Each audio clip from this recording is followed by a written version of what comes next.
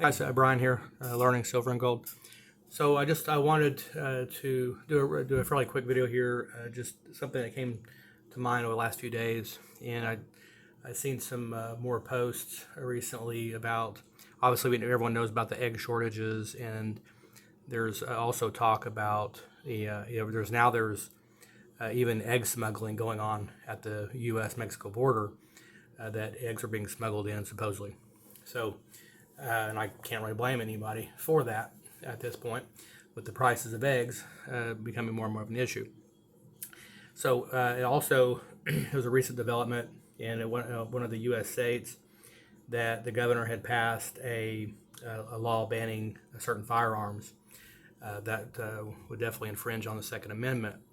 But I was glad to see the vast majority of counties in that state, all the county sheriffs, the vast majority of them, I can't remember if I think it was, maybe I don't know if it was 90% or something like that, but it was anywhere from 60 to 90%, I'd say, of the counties, I think, in that state, the sheriffs said that they would not enforce the unconstitutional bill. Okay.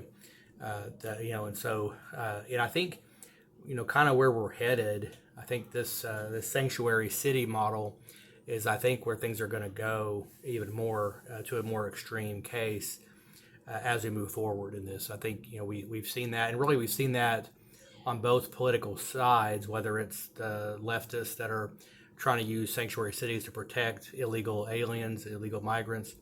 There's that spectrum, things like that. Then there's also the more on the so-called right, the conservative side would be obviously the Second Amendment, sanctuary cities and stuff that's developing.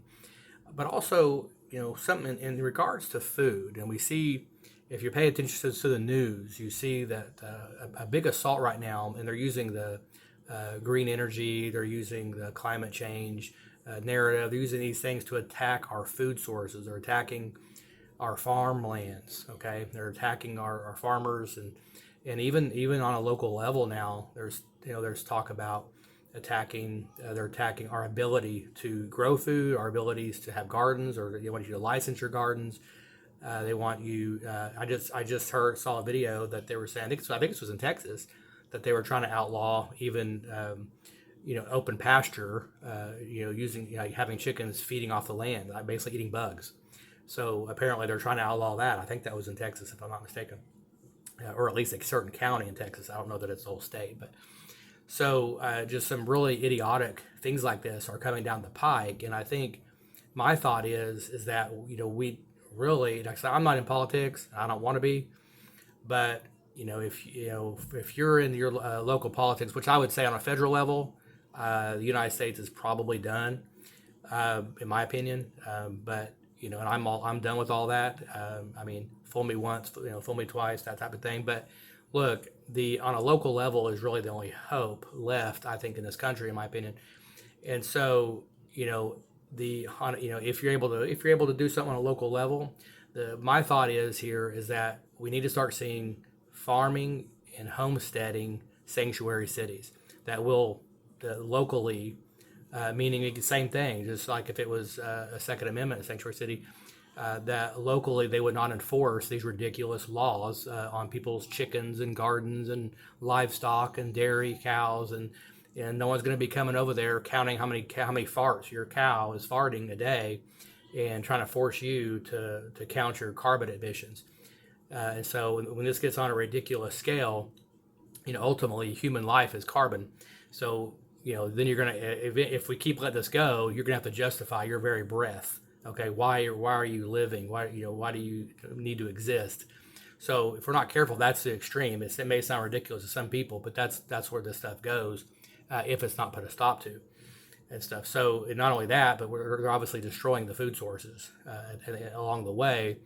And then, by saying the chickens can't eat the bugs, which is much better source of protein and things like that for the chickens to eat, they want you and me to eat the bugs. We need to eat the bugs. And they actually opened a plant. I want to say it's overseas, I think. They opened a massive plant that's actually reproducing crickets or something, like grasshoppers or crickets, to basically make basically make proteins sources out of bugs, basically. And they've already started this. There's you'd be surprised to know what current products you may be in your shelves that may already have some form of bugs already in those foods. Okay, and of course these are mostly processed foods, but still, so just something to think about. But I think we really need to see homestead and farming, like farmland and homesteading type of sanctuary cities need to start popping up all across the nation. And I think as we start seeing more of this, more sanctuary cities in general that are protecting constitutional rights, free speech is another one that would be massive. But as we see that, I think we're going to see more of a divide in the country. And as we already see these crazy globalist run cities and around the nation, in California and New York, things like that, the crime is surging. These areas that, and we already know statistically, the areas that are anti-gun have the most violent crime. Period. Have the most, and they have the most gun crime as well. So, it's we have to take that, but we have to. I think on a local level, these more conservative counties and states need to, they're going to have to go to the extreme and just start protecting everything under the sun. To start calling a sanctuary on everything in the Constitution, literally, and go beyond that. Even at this point, the the adversary is not going to stop. Okay, and so unless on a local level, unless local politicians, sheriffs, and stuff like that are gonna, if they're gonna step up, they're gonna have to do their part, and they're gonna have to, in my opinion, start clamping down on this and not allowing all this stuff to just run rampant like they're doing right now, and trying to use the energy stuff to push that agenda. In the past, another nation was really big on this green stuff and so-called climate change or global warming, and that was the Nazis. They were really big on that.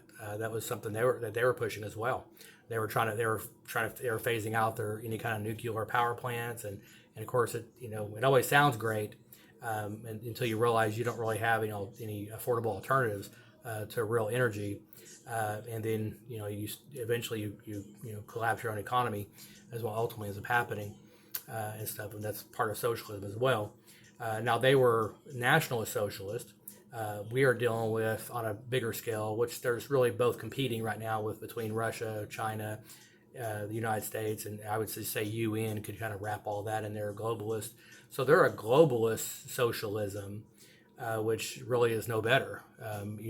So it's almost like, I almost preface it like thinking, okay, if Hitler demanded to take over the world, right? Which he really, if you look back on that, he really wasn't. He was a nationalist, yes. He believed in promoting his people and keeping their blood pure and those kind of things.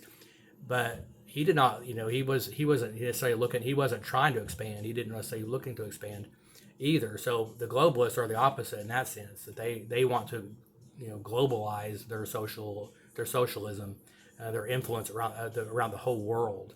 And so it'd be almost similar to saying, okay, how horrible would it be to have a Hitler running the whole world? And that's ultimately what it is. But it's even, it can be even worse, because now we're talking about a technocracy, technology-run government. But how does a technology-run government? How does it run without energy? How does it run without efficient energy? It can't. It can't survive. So that's really my opinion on this, is that we've got to really start thinking about that, and then what ultimately we're going to see the divide happen more, into where I think it'll culminate into major counties and or states succeeding from the federal government at some point. But that's kind of the point here, is that you got to kind of make the federal powers as limited as possible on every scale, on everything, and I think even to a point, in my opinion, to where the federal government can't just come raid a home in a certain state. Let's just say, for example, Florida might be a good one for now with the sand there. So that might be a good option. Like for example, imagine where you had certain state, within their state constitution, they add amendments, and it's a sanctuary city for certain things, and now all of a sudden the federal government can't just go raid a home. The federal FBI, CIA, those kind of things can't just go raid a home. without any kind of information going to the state. So if they have evidence against someone, the IRS, same thing. So if they have evidence against a crime against a Floridian, then they have to file with their local state to say, hey, we got this evidence on Joe Black or whatever, and then the state would decide on if an investigation needs to be done, and a state local sheriff or police officers would also attend that raid or whatever it was, and stuff. So or serving things like that, it would have to go through the state. So I think things like that are going to have to spring up all across this nation if we're going to save this nation. That's something that's going to have to happen, in my opinion, because the federal powers are corrupt and they cannot be depended on. So we're going to have to slow that down now and get things back where we actually have some constitutional rights, right to privacy, those kind of right to our own homes. Where they just can't, bust in whenever they want. We got to get back to the traditional constitutional rights. Okay, and then if we start talking succession as well, states will have to look at, getting back to more of a gold and silver type of model, in my opinion, as well. So local currency would be another aspect there to look at, but I think that would come after the fact. First, we've got it right now. The issue is protecting our rights, and especially protecting our rights of food. This whole idea where they're coming in and demanding stuff and trying to blame avian flu, and we've seen an excuse for more and more control and more power, more centralized control and power. We've seen it and stuff. So we have to shut that down and start closing doors on that on federal powers and alphabet agencies, that are just coming in and trying to make sweeping changes. Okay, so keep that in mind. That's just some thoughts that I had and wanted to share with y'all. So y'all keep on stacking, keep on protecting you and your loved ones. Okay, talk to you soon.